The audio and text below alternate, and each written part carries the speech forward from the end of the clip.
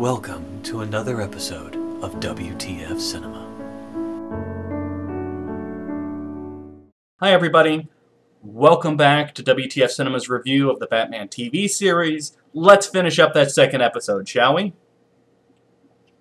Okay, I had to actually rewatch this part of the episode a couple of times because I couldn't believe what I was seeing. Now, there's a struggle, and as she runs to get away, she climbs atop the nuclear generator in the Batcave. And Batman's all, look out, you're on top of the nuclear generator. And she starts to freak out, and the camera starts going like she's gonna fall into the nuclear generator, which is suspenseful, except there's a giant safety fence that comes up to about her chest between her and falling into the nuclear reactor. She's standing there, holding on to a fence that comes up to her chest, acting like she's going to fall in. Have you ever tried to fall over a fence that's chest high? You have to jump. She would have to jump in order to fall to her doom, but it's a very dramatic moment.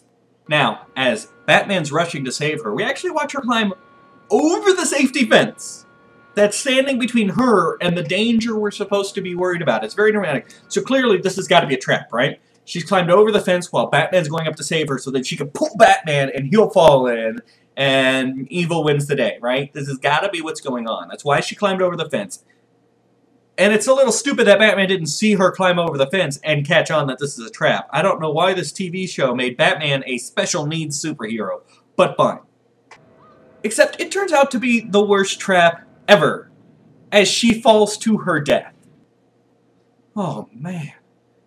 If only she'd been on the other side of the safety fence where she couldn't have fallen. You know, where she was when Batman said, don't fall in, and she said, oh God, I'm scared I'm gonna fall in. And then she climbed over the fence and fell in. This woman, this is the type of woman whom, if you said, be careful not to get drugged and raped by a creepy old dude, would say, okay, and then go visit Roman Polanski. This makes she was safe! And she was scared she was gonna fall in, so she went over the safety fence and fell in! What the f***? What the f***? So using the Batcomputer and a recording the police made of Robin's phone call to Batman, Batman is able to track down the Riddler's secret lair. Okay, so the Batman can do something that's almost impossible with today's technology. But he can't realize not to bring a supervillain's henchman to his secret hideout when he claims to have known it was a supervillain henchman all along. So here, the Riddler reveals that the plan was for Molly to shoot Batman in the face. Let me be clear here. The Riddler's plan was to stage a crime so that then he could issue a brutality lawsuit against Batman. And then hide clues in the lawsuit to lure Batman to a nightclub where he could drug Batman, kidnap Robin, then make a mold of Robin's face so he could dress up his henchwoman and get her snuck into the Batcave because Batman would apparently fall for it, which he did, and then she could shoot Batman in the face. This was the plan. You have goons! Why don't you give them all machine guns, and at any point along this plan, have them all leap out and unload on Batman and Robin. And don't you dare try saying it's because his armor, which isn't armor, it's fabric, you can tell, is bulletproof. Because the ultimate goal of the plan is for her to shoot him with a gun! Which could have been done at any time! Any time! What the fuck? So Batman saves Robin, but the Riddler gets away. And we find out that the Riddler has another plan that he's already put into action. A great heist. And apparently he was going to kill Batman so he could commit the heist. And he planned them about the same time, so they're overlapping plan. You know, if he just sat on his butt, he would have won. If you'd stick to one plan at a time, Riddler, you'd win. You're supposed to be the smart villain. So apparently, the plan is the Riddler is going to use laughing gas, which is his trademark weapon, as we all know, to distract the people at the Moldavian embassy, remember Moldavia? So that he can steal a dwarf woolly mammoth with jewels for eyes that is filled entirely with old postage stamps that are now worth a fortune to collectors. And in order to get from where he's pumping the gas in to where the actual woolly mammoth is, he is going to slide down a tube that leads upstairs.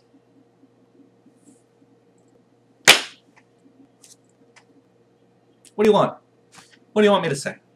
Next, the Riddler then tells jokes to everybody until they all pass out from the laughing gas. This is totally not at all ripping off what, you know, the Joker would do. Luckily, Batman and Robin show up in time to stop the Great Mammoth Caper, and we get one of the signatures of this series, a great sprawling battle with onomatopoeia sound effects. Zap! Pow! Biff! Barf! Okay, that one may have been River City Ransom, but you get my point. So the Riddler escapes, but the robbery is foiled, and ultimately, at the end of the episode, everything is exactly like it was before the first episode started, except Batman has a little soliloquy about poor Molly who died by climbing over that safety fence. Her death is absurd. And I know I keep harping on this, but the Riddler would have won. He had this fantastic, drawn-out, multi-part plan. And if he just stuck on part one, the Batman's reign of vigilantism would be over. The Riddler would have won.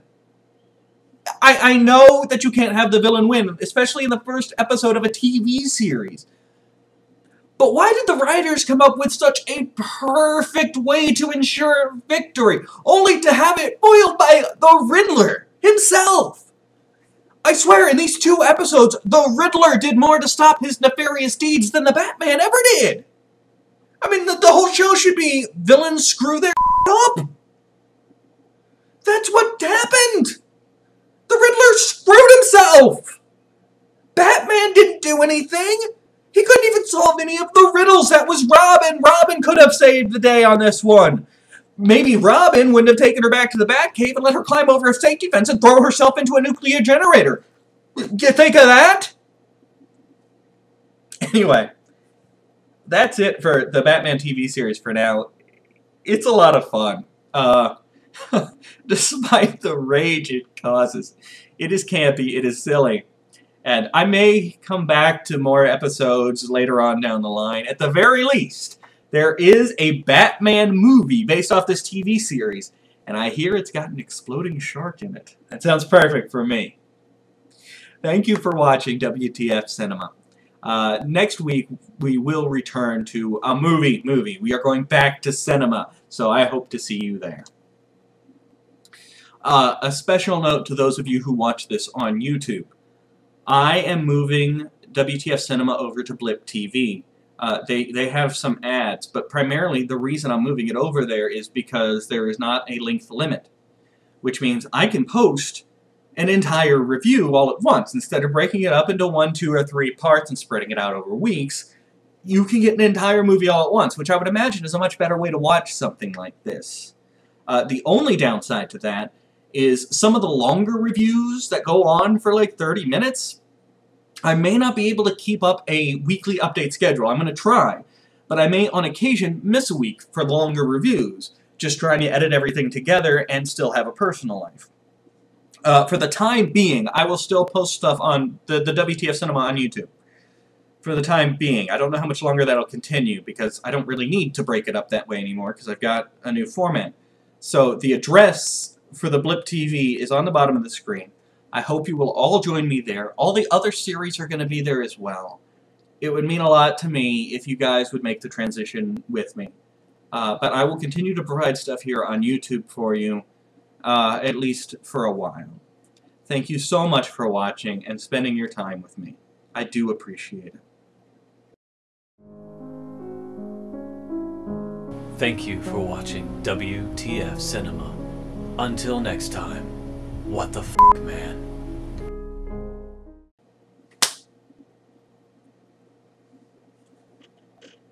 Ow.